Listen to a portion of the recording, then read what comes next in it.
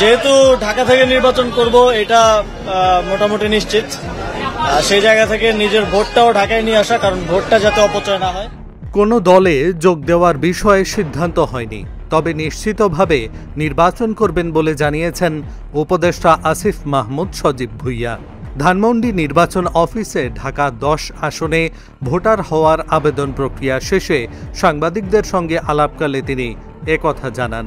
আসিফ বলেন, নির্বাচন করব নিশ্চিত। এখন পর্যন্ত স্বতন্ত্র প্রার্থী হিসেবেই নির্বাচন করার সিদ্ধান্ত রয়েছে। নিশ্চিতভাবেই এখন বলছি যে আমি নির্বাচন করব।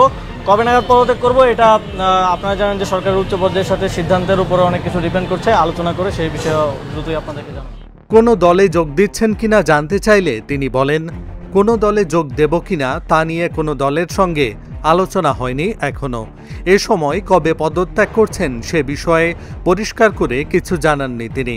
ধানমন্ডি এলাকার ভোটার হওয়া নিয়ে তিনি বলেন, 2 বার যেহেতু ভোট দিতে পারিনি, আগামীতে ধানমন্ডিতেই থাকার ইচ্ছা, সে কারণেই ঢাকা 10-এর ভোটার হওয়া। যদিও ভোটার হয়েছে আগে, কিন্তু কোনো নির্বাচনে ভোট দিতে পারি নাই। 2টা নির্বাচন আমি ভোটার হওয়ার পরে হয়েছে, 2018 সাল, 19 সালে এবং 2024 সালে, এবং আপনারা জানেন যে এই সময়ে কেউই ভোট দিতে পারেনি। এই নির্বাচনে যাতে ভোট দিতে পারি সেটা নিশ্চিত করলাম।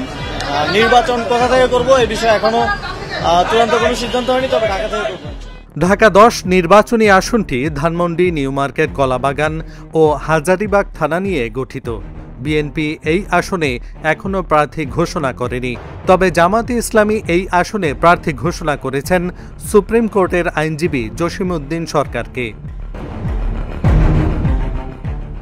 এর আগে মুরাদনগর উপজেলা নিয়ে গঠিত কুমিল্লা 3 আসনের ভোটার ছিলেন আসিফ মাহমুদ।